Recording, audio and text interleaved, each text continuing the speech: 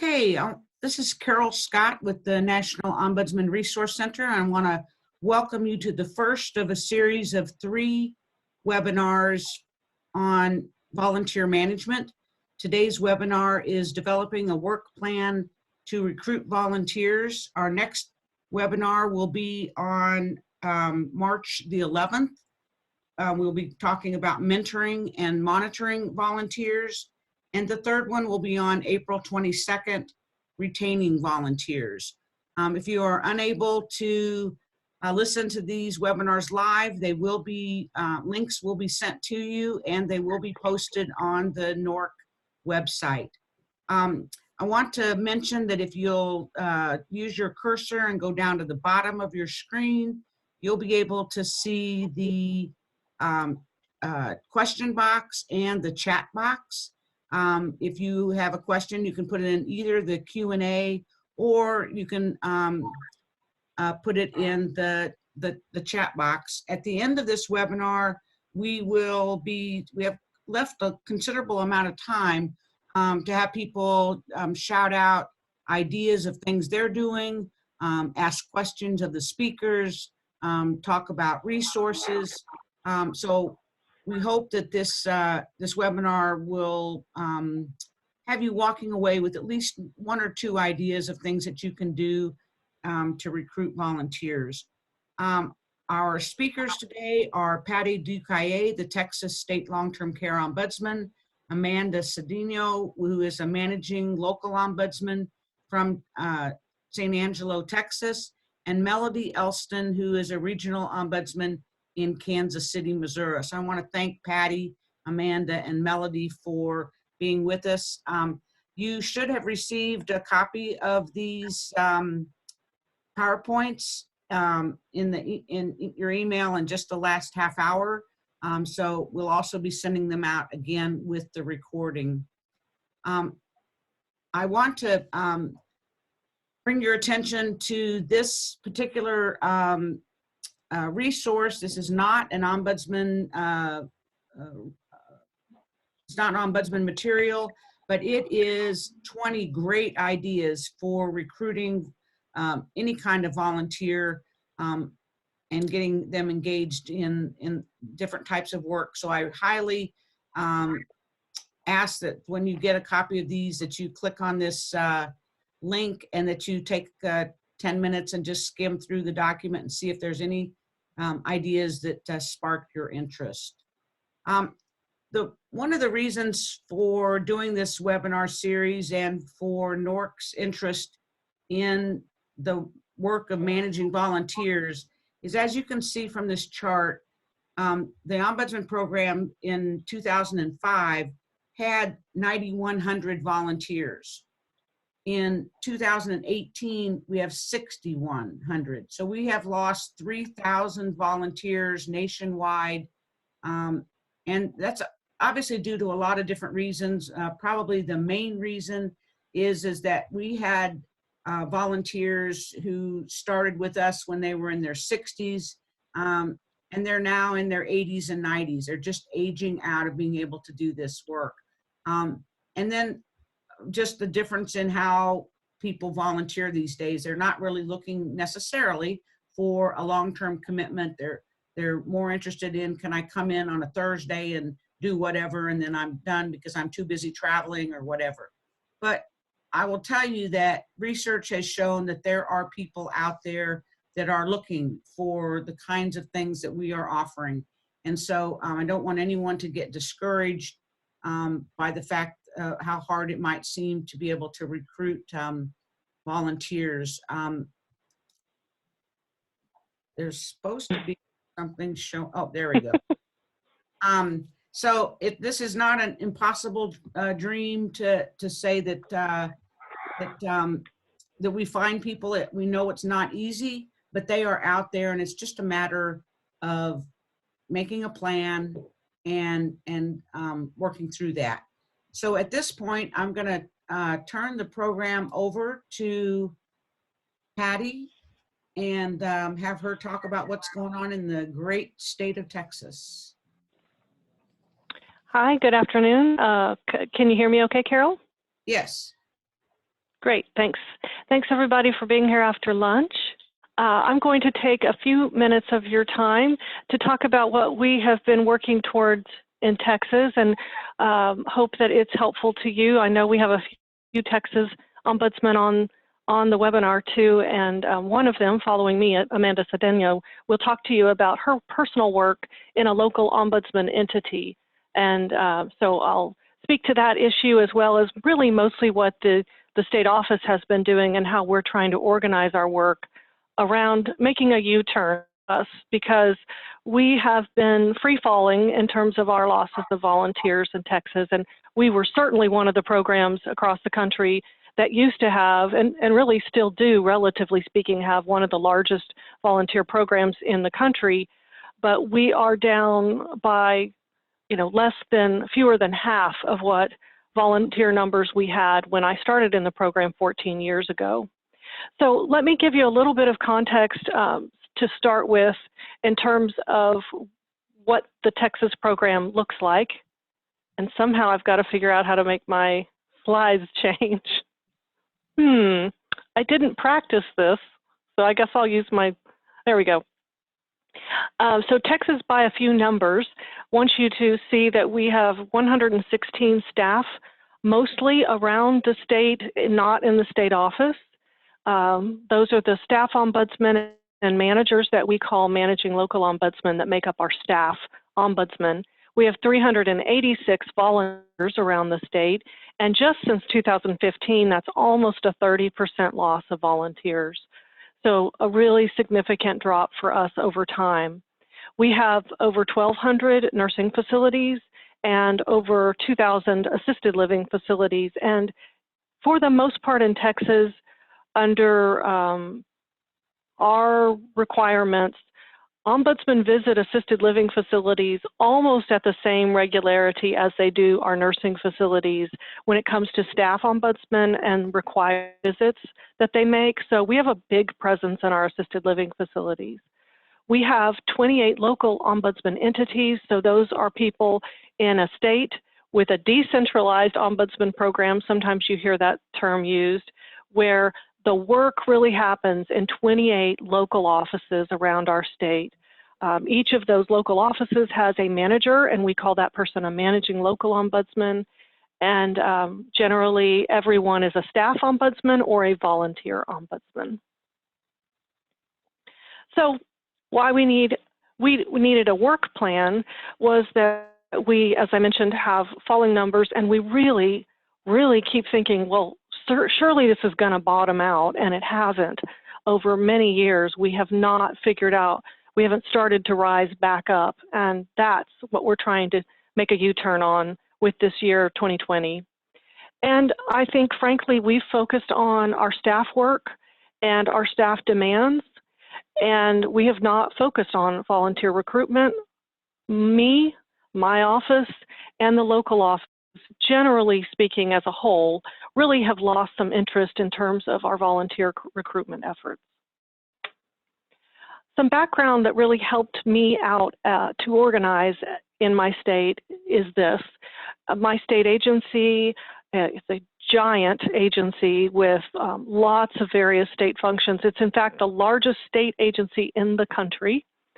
And the Texas Department of Health and Human Services had asked all of its departments, and we're a unit inside a bigger department, to say something we wanted to work on in the new year. And I identified that we needed to work on bringing more volunteers back to the Ombudsman program and really focus our attention on that. And so with me presenting that idea, my agency picked up and actually took it as a public goal that they are sharing with our state legislature and the general public. We're one of just a handful of goals for the whole agency that are being made publicly available. No pressure.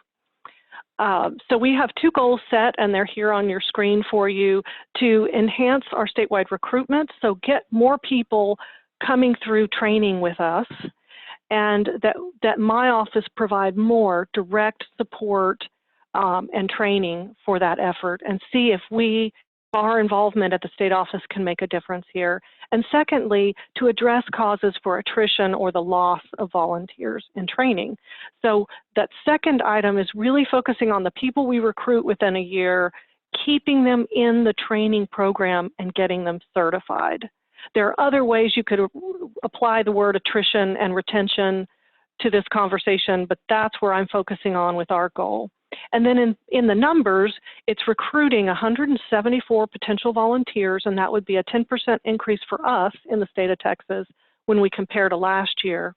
And also certifying 125 volunteers, or 72% of our volunteer recruits, and that's a 5% gain for our success rate in 2019.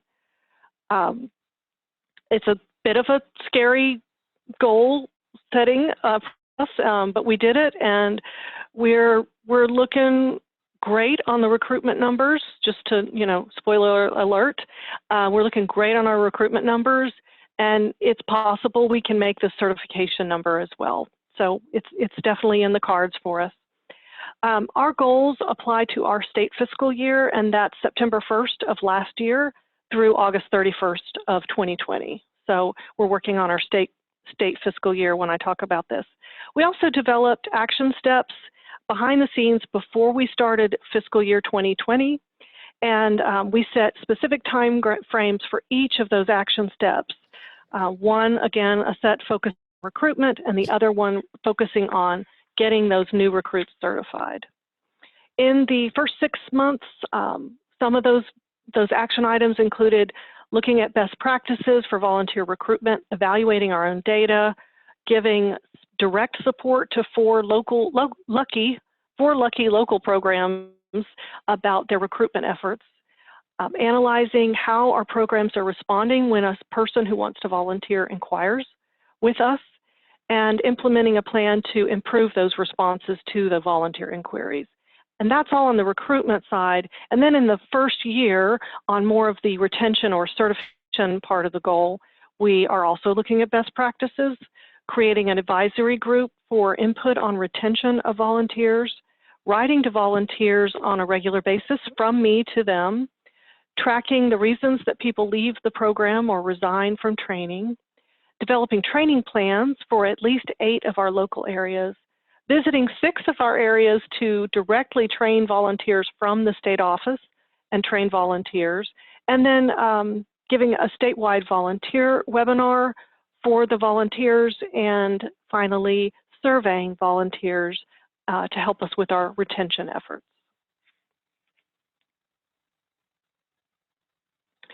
So I'm going to walk you through 6 steps you'll see on the slides.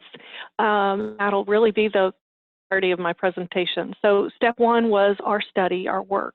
And so what we did first was really dig into our data, and it's kind of embarrassing to be honest with you, but other than just watching our number drop, we were not focusing on where we were dropping numbers, who was actually recruiting, and who was successfully certifying programs in each of those 28 areas.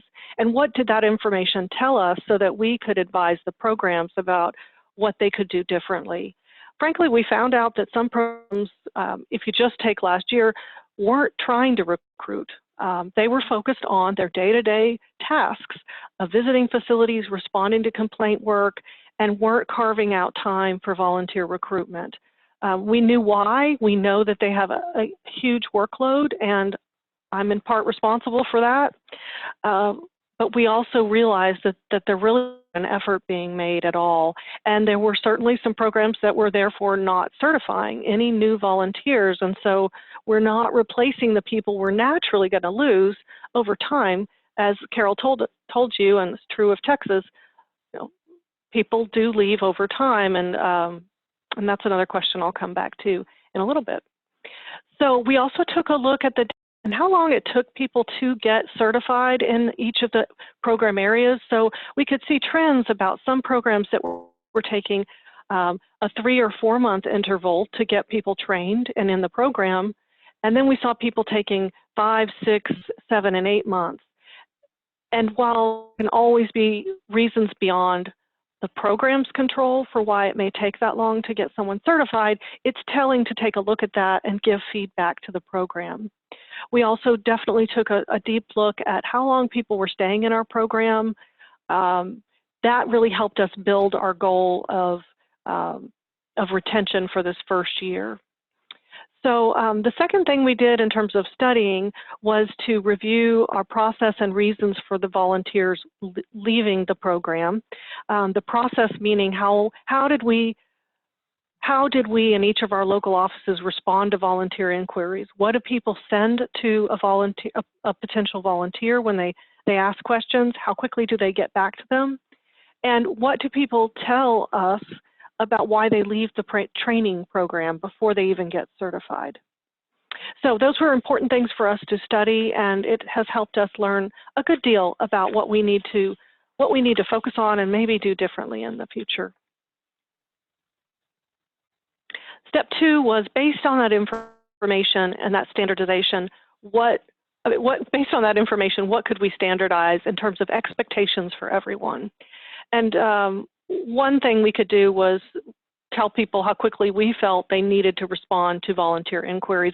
And for the most part, everyone really agreed with this. This is what they aimed to do anyway, but we wanted to put that standard in motion, which is always respond to a volunteer inquiry within 2 business days. Frankly, our standard is to return calls within 2 business days anyway for everything, so we don't feel like this is a stretch. But we wanted to make it clear that you don't leave volunteers on the hook because they're not as important as a resident. Getting volunteers through the door when they express interest is critical so that we actually get them certified and through the whole process. Secondly, recruitment goals, and this was something we've never done before in Texas. We again looked at the data, who was recruiting people, how many, and if there were programs that certainly had made real efforts and recruited and certified people the previous year, we set their recruitment goal at really that same level or maybe increased by 1 or 2 depending on the program.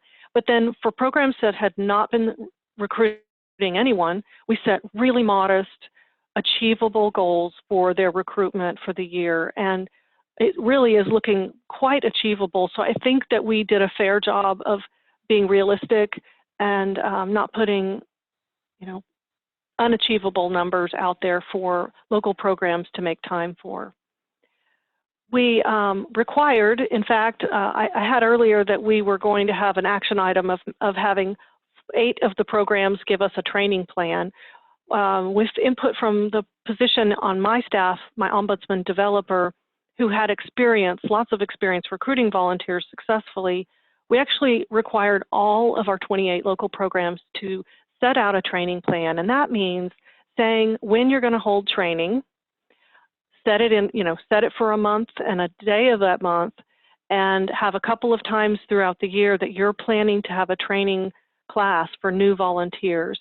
And the reason for that goal is that it set the program's attention on a point in time, and it helped them visualize what was coming ahead, and it helped them then do the work for recruitment to get some people to the table so that they could achieve their goal. And time will tell whether this is working for us because we are in our first year, but it does seem to be a really good visualization for folks, and I'm appreciative that they're giving it a shot. Our certification rate that we've set as a goal is to certify 72% of people that come through and pass through our screening. So they've been screened for conflict of interest, they don't have a criminal history check that would bar them from participation in our program, and that they have met any other basic requirements that we have. And so we've got them on the books to get started with training. Step 3 is really a continuous step, but I have 2 slides and 2 steps about communication, essentially. Here, we knew that we needed to offer really direct help, and that something that we hadn't been doing as a state office was giving real direct support to the programs, even through communication and talking.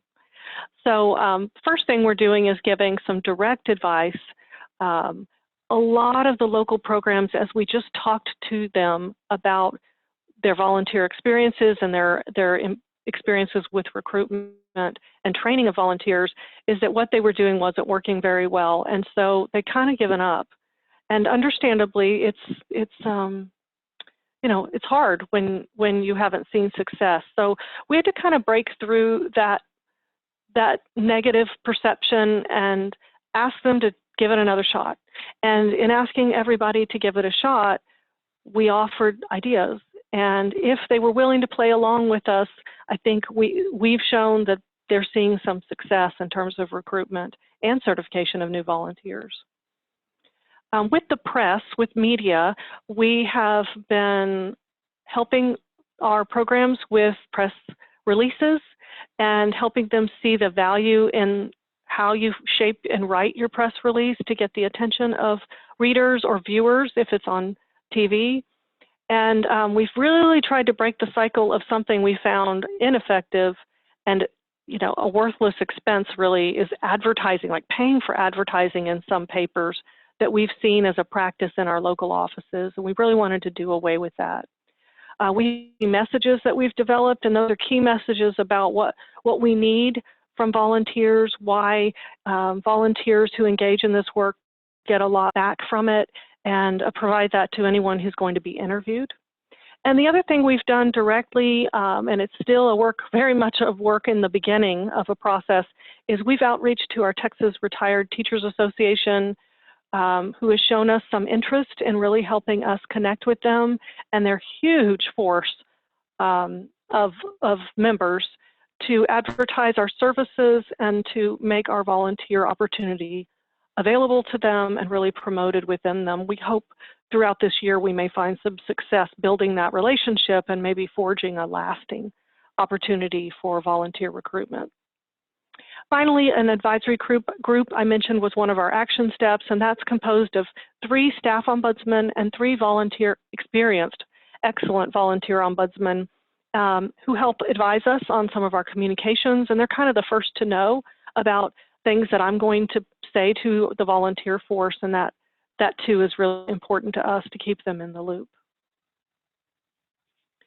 My 4th step is talking to you again about communication, and this is really ensuring that we have a feedback loop.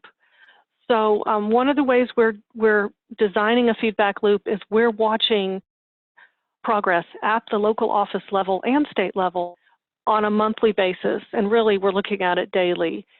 There are 3 of us in my state office, and we're an office of 7. That you saw a photo of us a little while ago. And 3 of us are watching this progress. And so we're talking about it to ourselves in our small state office group, and then giving feedback to the local programs as they see and experience successes. And local programs are telling us about their successes, and we're celebrating with them. And in some ways, that's just saying, yay, congratulations, I knew you could do it. And seeing them realize a goal that we did set for each of them, but seeing them realize that there could be a real sense of success and accomplishment here. And we're really proud of what we've seen the local programs achieve, and you're going to hear from Amanda, who's certainly one of those I'm most proud of. With volunteer and staff input, we are conducting surveys. We've surveyed our staff on a very specific issue. I've surveyed volunteers on some beginnings of why they've joined the program and their intention to stay and how long. And I've got another set of a survey coming out to them this month to ask more about when they were first recruited and to help advise us about what they think might work to bring in more volunteers. I'm emailing volunteers for the first time in my program.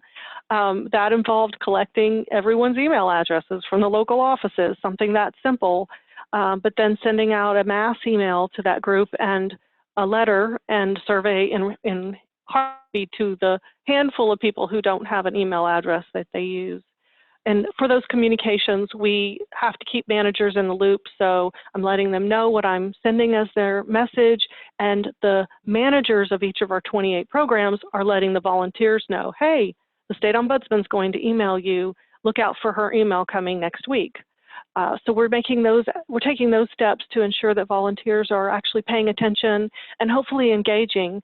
In that first survey to volunteers that I mentioned, I actually got a 26% response rate, which is a great response rate. I'm very happy with that, and I hope we will see that continue or even grow in the next round when I ask for more feedback from them. Of course, my goal with asking questions to the staff ombudsman and volunteers is to let them know we're listening to that feedback and incorporating it where we can into our actions, into expectations, and into any efforts to recruit and retain volunteers.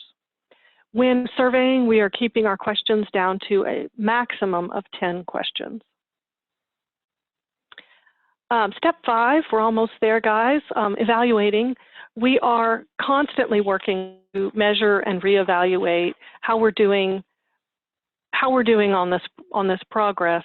I'll tell you that this is where things can be a little tricky, and this is probably more of a comment to a state office who's doing this than the local offices. But as I try to put these goals into terms that can be shared with the public and explained, defended, and justified, there is sort of tricky stuff to measuring things. And for instance, as you can imagine, it takes months to certify a volunteer ombudsman. And so you're tracking this number of people you recruited for the program, but not all of them can reasonably be expected to get certified within a year's time frame with a beginning and an end that's just sort of arbitrarily cut off with a state fiscal year. So those kinds of things can be a little tricky, and I've learned some lessons there, absolutely. Our recruitment goals are really focused on the first 6 months. You kind of focus on the 6 months there where most of our recruits are going to happen, and that has absolutely been the case for us in Texas with this first year on the plan. And then the second half of the year is where we're really going to be focusing on knocking out those certifications and getting as many people certified as reasonably can be expected and achieved. And finally, just a comment that I know will be in future webinars by NORC on this volunteer subject, but I'm still struggling with how to measure what length of time that somebody volunteers for us is really a measure of success. People can't do this forever. And in fact, it can be good for people to leave and do new things and to have fresh people come into the program and add their new talents. So what is our measure of success? How long should someone be in our program where we don't feel a disappointment that they've decided it's time for them to leave? So that's something I'm still thinking about. I'd love to hear some input from the group when we have time to discuss and talk. And so my last step is planning for the future. Next year, we expect to be focusing more on retention. I want to take a look at that, and again, more on the successful length of time for someone to serve with us, and other factors of retention. Certainly, what can we take from the information obtained by volunteers and staff ombudsman that helps us build upon and strengthen our retention rates with this program. I have a big idea and a request that I will be making to our state legislature to fund volunteer coordinators in each of our 28 local offices to some degree, and using old data from the 1995 Institute of Medicine study that says that the long-term care ombudsman program would be advised to have no more than 40 volunteers for one volunteer coordinator. And that's in the case of even having volunteer coordinators. I know most of you on the phone, and certainly we, don't have those positions that singularly serve as a volunteer coordinator for the Ombudsman program. And if we really have a great volunteer program, I think that would be a difference maker. We plan to participate in the NORC Chicago's evaluation of the long-term care ombudsman programs.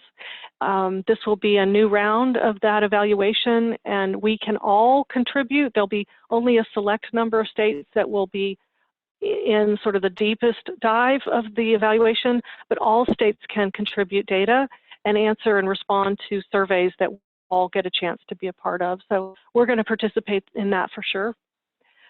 We want to continue to support our local offices with more hands-on time, more hands-on attention, more connection with volunteers, continuing my communications with volunteers, look at our recruitment standards and re-look at those goals for next year, because modestly, where can we see some gains made with or without volunteer coordinators paid and put into those positions? Where could we continue to see the programs grow in their volunteer numbers? And okay, so that's really it for my plans for the future in the immediate sense. And here's my contact information, which is also on one of the slides that Carol gave you. And it's my pleasure now to attempt to manage to hand off my slides and let Amanda Cedeno talk to you from the Concho Valley area in Great. Texas. Thank you. While we're transitioning, somebody, and you kind of just answered that question, that the managing ombudsman don't only do volunteer recruitment and training. They're doing the work. They're doing the work. They're talking to people. They're doing complaint resolution, visiting. And so the next question was, what are the required number of regular visits by staff ombudsman in Texas? Sorry, I put myself on mute already. I will say a quick answer to that only, in that it depends on the size of the facility, but it ranges from 4 visits a year to as many as 9 visits a year, and in different months of the year, so that we pretty regular coverage that we're providing to the residents in the building. So dependent on the licensed capacity of the building, and then it spreads across different months. Okay, and so those visits could be done by volunteers, right? It doesn't have to be Oh, the yeah. staff.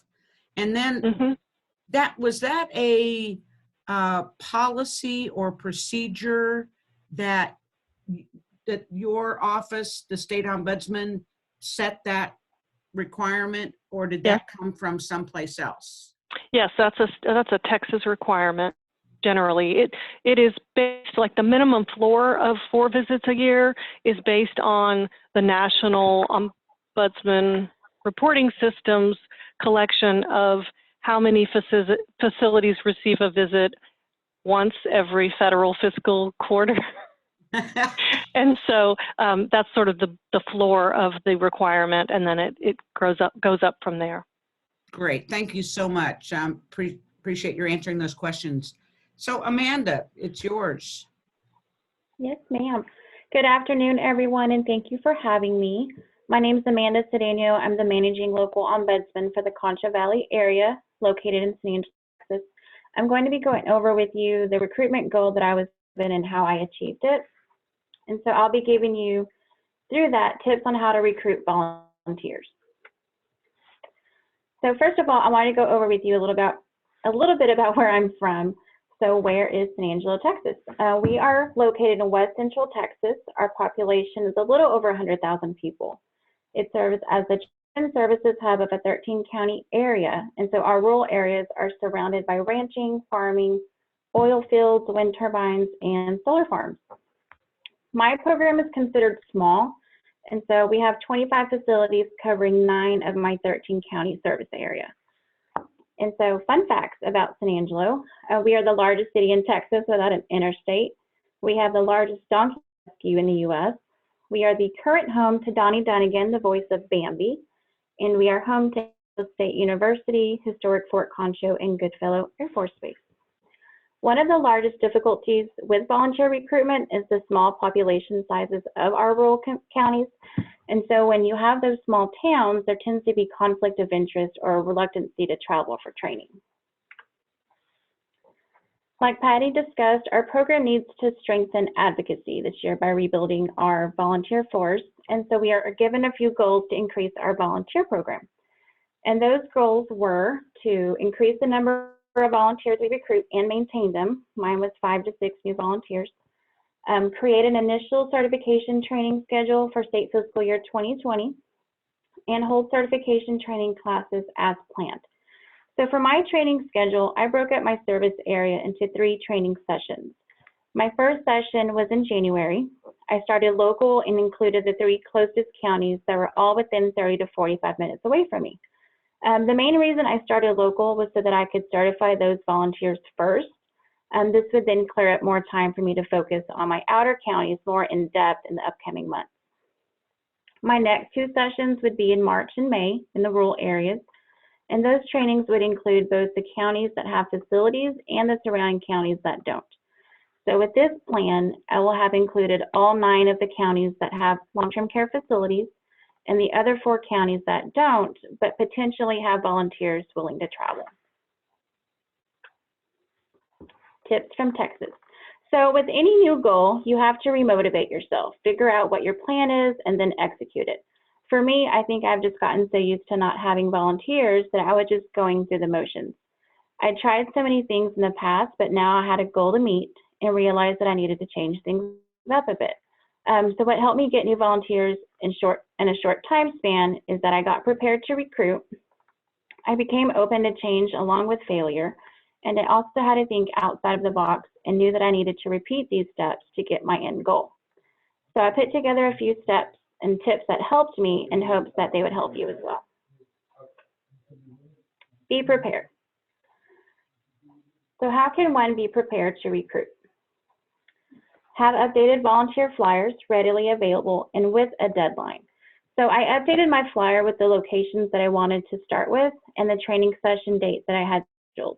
I usually don't put a registration deadline, but this time around I wanted to try it. I felt it did help bring people in faster due to them not wanting to miss the training day. Ask for assistance. I contacted our state office ombudsman developer and got resources. I was able to get a great editable PSA that just needed to include my contact information. Scope out your community. Check your newspaper for local events. Contact the Visitor Center, Better Business Bureau, a website for areas to recruit. And when making recruitment trips, plan and get the hours of operation before you go. So I have a lot of rural areas and some places take me over an hour to get to. So if I plan on recruiting while I'm out in the counties, I want to ensure that those places will be open and available to talk about my volunteer needs. Have volunteer packets pre-made with business cards, volunteer applications, and brochures. So I keep packets in my office in the front of the building. This is helpful for unexpected walk-ins or events that come up. Staff in the front office know that if I'm unavailable, they can direct them to my packet. I also started carrying packets and flyers in my car anytime I traveled because you just never know when you'll find a volunteer. Keep track of your efforts. So for years, I've not gotten great results in finding volunteers, and so I keep a spreadsheet with the dates and places that I recruited at. This not only tracks my outreach efforts, but it helps me address what I haven't tried and what counties I need more work in. I use that same spreadsheet to keep track of any volunteer prospects that I receive, and I document the date they contacted me, their contact information, how they got my information, and then when I followed up with them and any steps following. Be open to change, think outside of the box. So remember when I said earlier, be open to change and failure? Well, most people are afraid to change their habits and try new things because of the possibility of failing. This is probably one of the things that I struggle with the most. And so when we were given the challenge to set up those training sessions, I remember talking to our ombudsman developer, and I said that I was afraid to set them up with the fear that nobody would attend or too many for that service area would show up. Then I remembered her saying that the efforts would not be wasted because what if I got more than I needed? That I would just have to think outside of the box and assign more than one volunteer to a building, or maybe I would get lucky and they would travel to the other service areas. If I wouldn't have addressed my doubt, I wouldn't have gone insight to those options. So when we say be open to change and think outside of the box, what would we do differently that we aren't already doing? So if it's not working, try something new. Be open to new training locations, days, and hours. I started offering weekend training and traveling to the volunteer to get training done.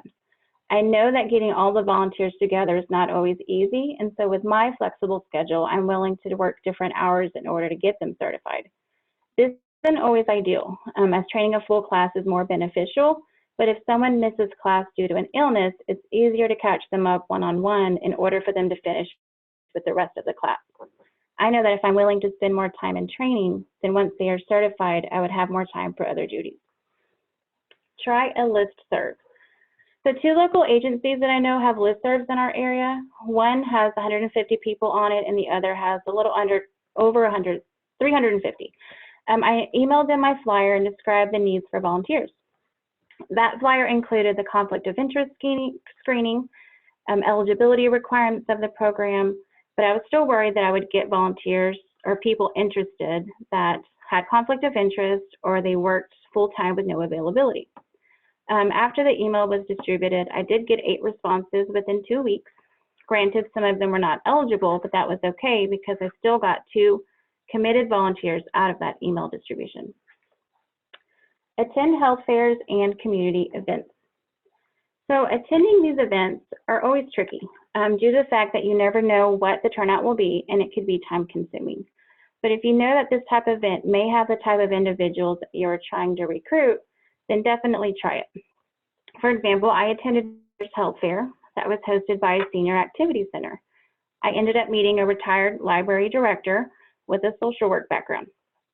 She had seen my flyer at the library, and now that she was retired, she wanted to volunteer. Contact your local newspaper. So I researched my local newspaper. I found the editor that did the local news and emailed him my updated recruitment flyer and PSA. I told him that I was a nonprofit and that I couldn't pay for a spot. However, I asked that he please use my information anytime that he needed to fill a section and expressed my need for volunteers. I was very clear in my email. I broke up the information so it was easier for him to read. I bulleted my info, my need, what we do, and upcoming training dates. I then attached the volunteer flyer and Word document PSA.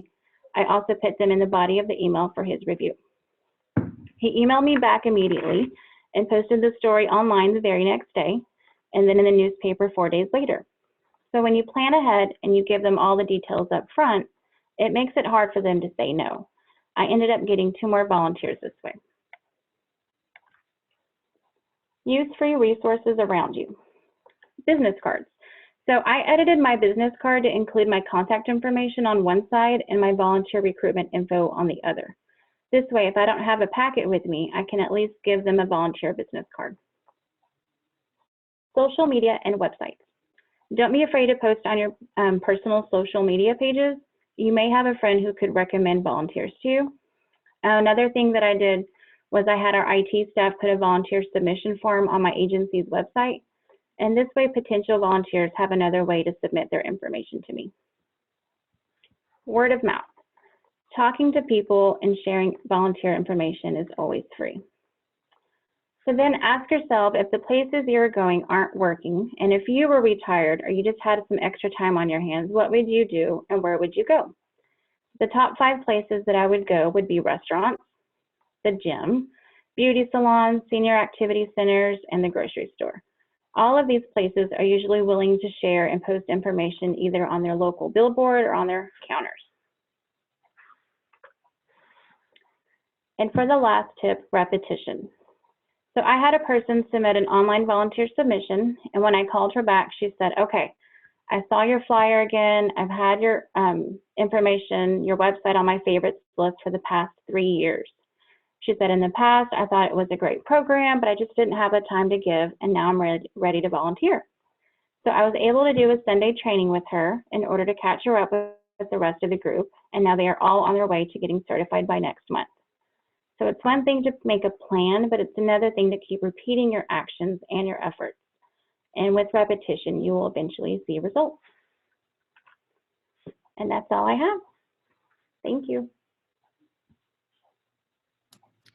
Amanda, that was amazing. And I can see people all across the country, they're scratching down on their paper. Oh, I want to try that. I'm going to do that.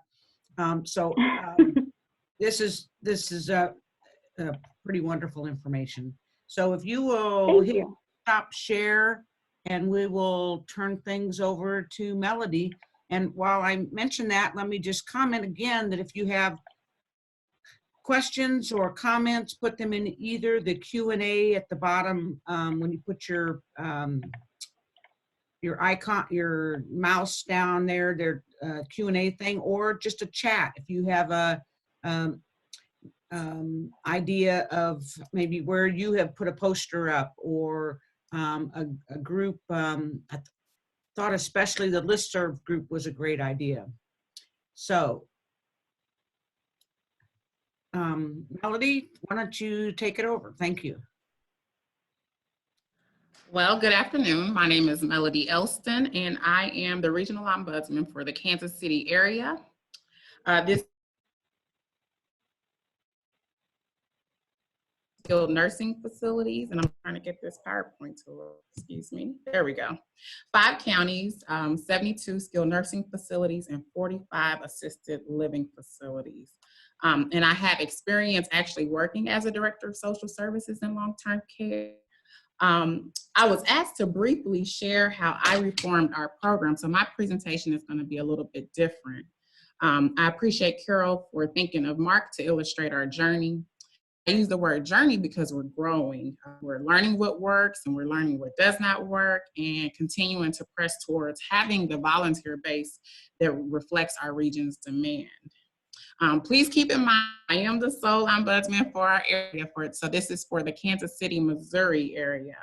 And I'm just going to share a little bit about our background and how we started and what I've done to try to improve our program for the region.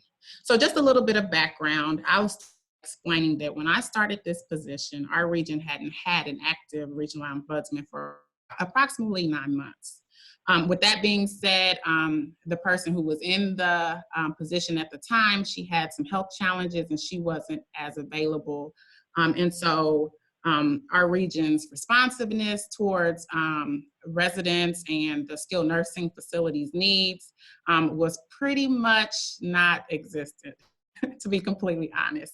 Not to mention with me being new, our AAA director, where our ombudsman program falls under in the state of Missouri, he was new, along with our state ombudsman and our assistant state ombudsman. So when I started, I was asked to start from scratch. And when I say scratch, I mean documentation. There was nothing.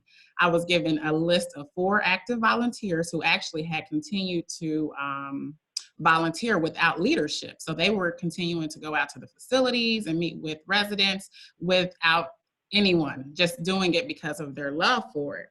So I remember my first visit being with facilities and going in and people being surprised that, you know, number one, there was an ombudsman, but we actually showed up. So I remember sitting at my desk the first day and saying, okay, where do I start? What do I do? As you see, the area that I cover is pretty large, lots of facilities, and I was just completely overwhelmed. Like, where do I start? Where do I begin? Because it was completely from scratch. So I started the first day with looking at the National Ombudsman Resource Center resources. You know, really looking at all of the YouTube videos, the history. I mean, just really reading because I had plenty of time. And I was just really sitting there to figure out where do I start. And they were invaluable. I mean, I don't want anyone to take, you know, for granted that those resources are there for not only your volunteers or for the local ombudsman, but just for anyone who wants to know about the program. So that was very helpful. And then I shadowed someone who knew what they were doing. So I didn't know what I was doing. I didn't know where to start. And I remember literally asking this question to the people that I shadowed. I shadowed Donna Woby at Aging Best, and she is in Columbia, Missouri. And she had a program that blew me out the water. I would consider it successful. I admired her program tremendously, and her staff showed me everything from their recruitment ideas, how they trained their volunteers. They literally handed me a volunteer packet, and with the trainings, the activities that they held, And so I was just so blown out the water by, just how well they were organized, their numbers. And they showed me not only the volunteer stuff, but really how to be an ombudsman, a successful ombudsman, how to advocate. So I shadowed that program for several days. And I think that's where you need to start, is look at now what people do successfully, and okay, how did you do that? Give me that information. So that was an invaluable resource. And I remember asking her, where do I start? I literally asked her the question, where do I start? Where do I begin? And so she told me to sit down with the current volunteers that I had, those 4 volunteers. I mean, they were faithful. They had their documentation. They didn't have anyone to hand it to because, like I said, they were going without leadership. So they literally came in with their paperwork in booklets to give me, because they had continued to meet with these residents at their facilities. And they were just they wanted to continue it. And so I asked them, someone mentioned earlier, I believe it was Patty, mentioned feedback and how important that feedback loop is. And so I asked them for feedback. What was your experience like? All of the volunteers have been volunteering over 4 years. Those 4 volunteers every single one had been volunteer over 5 years, excuse me. We had one for 19 years, one for like 15 years, and these approximate times, 12 years, and then the most recent one had been volunteering for 5 years. So I asked them to share with me what their experience was like. Why did they continue to volunteer? What stages had the program gone through? And then I asked them what worked well, why they continued to volunteer. When it was most successful, what did that look like? And when it wasn't, what did that look like? I also asked our current volunteers how they felt best supported. What can I do as the ombudsman, regional ombudsman, to best support you? I think feedback, allowing people that space to be direct, open, and honest, you can only improve by that. And so they shared with me, that to be responsive, to their questions, to come out and shadow with them. So that to let them know what they were doing well. Volunteers want to know that they're doing well, that they're being effective, and not only effective, but efficient, and using their time to really help people. So they wanted ongoing trainings. They wanted me to shadow them and to give them that feedback as well. So I think that's a piece that hadn't been mentioned. And then so I asked our current volunteers to talk to their friends, tell their friends about the program. And, how they say sheep beget sheep, or word of mouth. A referral is the best compliment you can receive. Those type of things are not just sayings, but they're real. So with the volunteers, they know what type of time and skills that their friends have. So they're going to share that information with people who they feel that could do the job. So just that word of mouth, asking them to talk to people. And then I just straight up asked people to help. I went to people who, just like I asked a volunteer to talk to people who they felt like would do well, I asked people that I knew personally. So literally asking my dad and my aunt, because they were recently retired, knowing that they could do well in that position. So I asked them, and they said yes, because they wanted to help me out. And then with my dad, he went and talked to someone, and my aunt went and talked to someone. And so just really being personal, I talked to people at church who I may have been like stay-at-home moms, or some people were caregivers for their loved ones. And so, if after that loved one may have passed away, I knew that they had that time, just really knowing people's personal stories. And then knowing that they want to help, and then you will get a no. I know we all know that you get the no's, but just putting it out there. And sometimes people do have the time and they do want to help you out, and you find that they really work out well. And of course, our state at the time didn't have a uniform training program, but they implemented a uniform training program, and even a uniform volunteer retention program, and a recruitment program, excuse me. So those referrals and those online inquiries, I followed up with those referrals as well.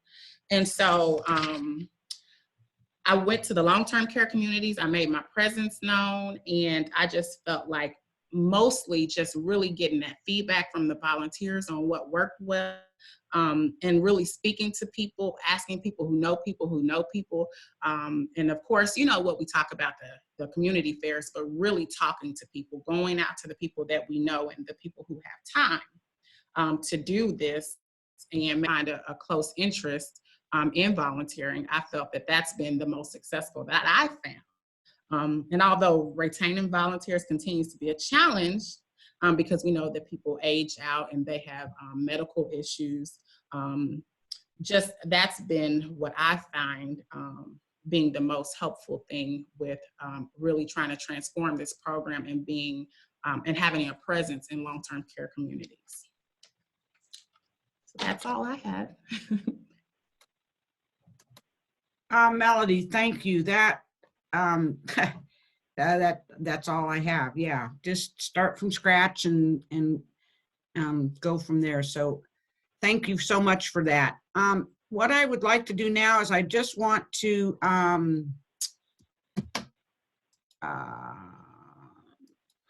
Melody, if you'll say stop screen share, I will take that over. Okay. Where is it?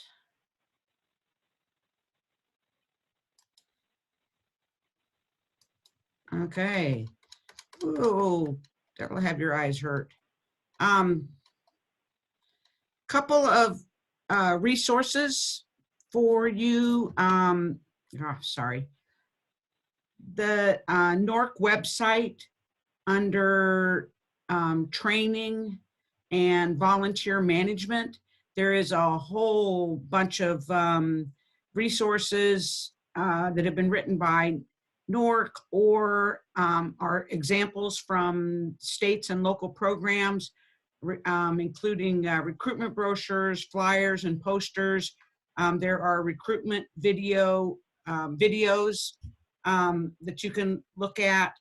And so I highly encourage you to take a look at this page. And, you know, the only thing bad about these webinars, you try to push that blue thing there that's underlined and it doesn't go anywhere. But the good news is that in the PowerPoints that we sent you, you'll be able to click on that and go right to the right page.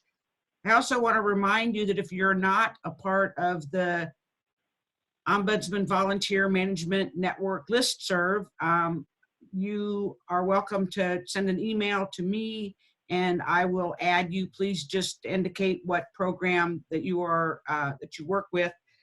Excuse me. We have about 138 people across the country that are on that listserv. They all manage in some sense the volunteer program, and it's an opportunity for people to share resources, ask questions, provide feedback, and typically it's a pretty quiet listserv, so don't worry about your mailbox getting overloaded.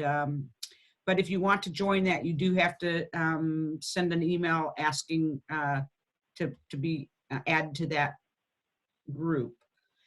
Also want to mention that under this bottom link is a webinar that was done in June of last year that talks about using technology, specifically websites, Twitter, and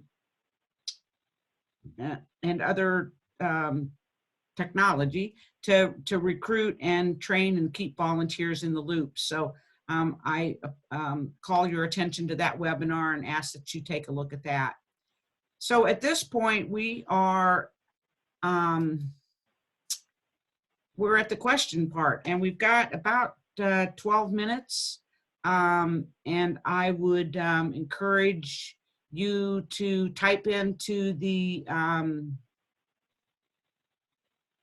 chat, and actually I'll see if, I don't want to do that.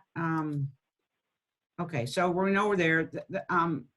Here is the, I'm going to do this and then I'm going to get out of it so I can, people are raising their hand. I'll see if I can undo that, but better if you can type in. This is the contact information for the Ombudsman Resource Center, Facebook, Twitter, And if you have not downloaded the app, you can go to the Apple Store or Google Play, search for long-term care LTC Ombudsman Resource Center, and get that app. And when you're out in the field and you need to, I don't know, find the wording from the Older Americans Act, or look at, well, you never know, or to find the statement of the state operating manual and what it says about a particular right. You can bring those up on your phone just by having this app. So I highly encourage you to get it and you to share that and make sure that all the volunteers have that. So, Carol, one of the questions that is up is somebody asking about the top 20 ideas yes, for recruitment. Close your Was eyes. there a link in the document? There is, however, just because I wanted people to really pay attention, and somebody was, this is a page that got added after I sent that out. So when the link comes out with this recording, this page is the third slide, and it will have the link on there. So that was, somebody caught that. That was very good. So And speaking of resources, I was going to mention that on my contact slide at the very end of my presentation PowerPoint, I have a link to the video that we have on our website that is actually a volunteer recruitment video, and also our webpage, so that folks might find some ideas from watching that, or can use it if they'd like. Close your eyes again. This video here, YouTube, 7HB, blah, blah, blah, blah, blah, blah. Cool. Should we watch it now? Just kidding. No, let's answer the questions. That's right. Sounds good. So other questions. One of the biggest challenges is screening for possible conflict of interest.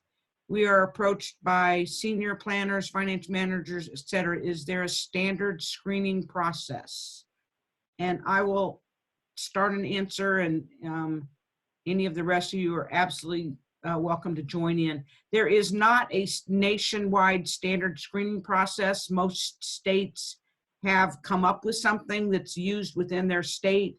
But if you don't have one, well, first of all, ask your state ombudsman if they have one. There are samples of screening processes on the NORC website under volunteer management, under getting started.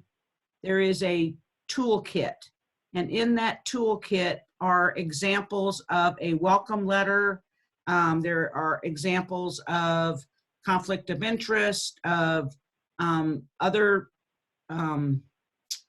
basic things that you need to be telling volunteers about, and the need for transportation, the need to be a certain age, the idea that you'll volunteer so many hours each week.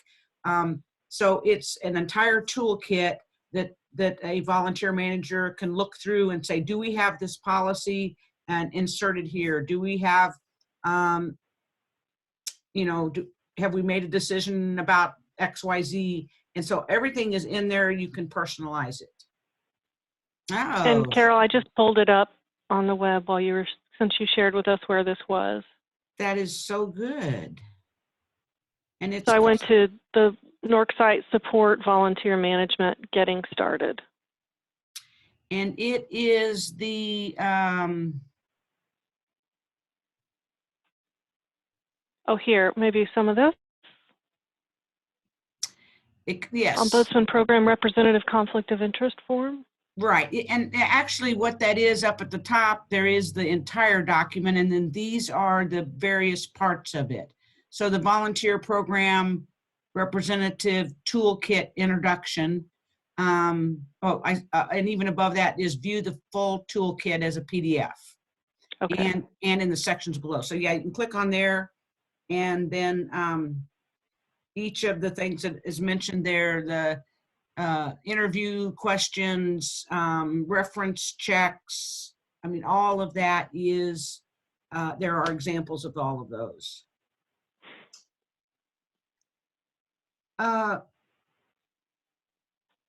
Yeah.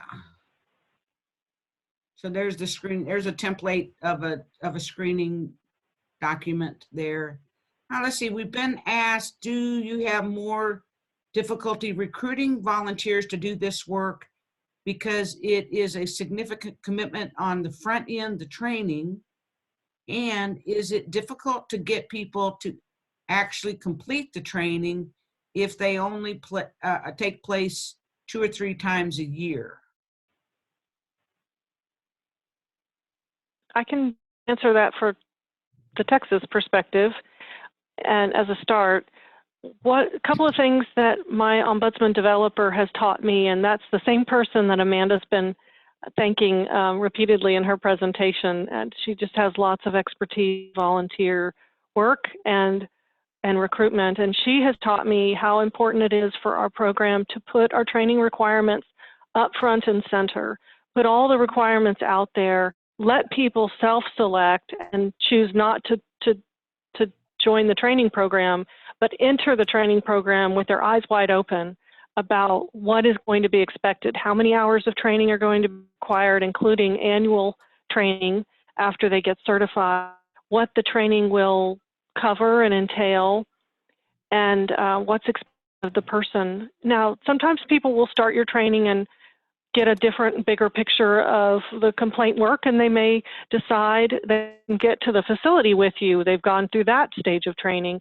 and decide this isn't right for them. There will be some people who do that, but we really believe on putting the information out there on the front end, as you suggest, as you ask, so that there aren't surprises and people can see what's going to be expected of them.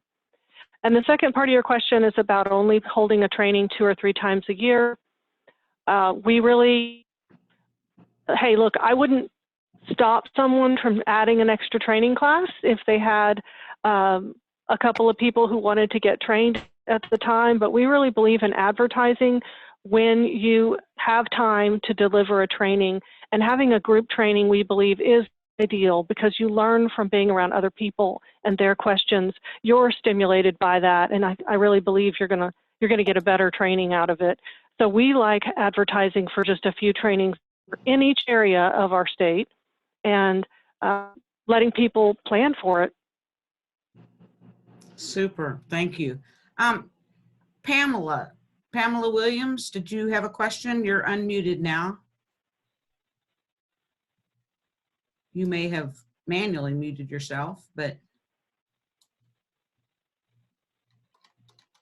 okay, maybe she doesn't want to talk now, so we'll mute her. Where are the other hands up? Okay, I probably should have had everybody test that their chat was working. When you are chatting, it would be nice if you, when in the to line, the TO line, make sure it says all panelists and attendees, and then everybody can see what you've said. Okay, I am not seeing other hands going up or other hands being raised. There are no more questions in the question box. Patty, Amanda, Melody, this has been wonderful information. I think you've inspired people to maybe go out and make a plan, to understand that you can't just willy-nilly do this. You've given great ideas and tips on how to find people. And I think this is a good beginning to this webinar series. I want to thank you on behalf of your nation, and oh, my heart just is going out. Okay, with that being said, I hope everybody does have some good ideas from this webinar. You will be receiving a copy of the link to it with the PowerPoint. And with that email, there will be a short SurveyMonkey evaluation form that we would be very appreciative if you would complete that SurveyMonkey, letting us know how we did and how we can improve these educational opportunities. Everybody have a great rest of your day, and we will see you again next month on March the 11th. Okay, thank you. Thanks, guys.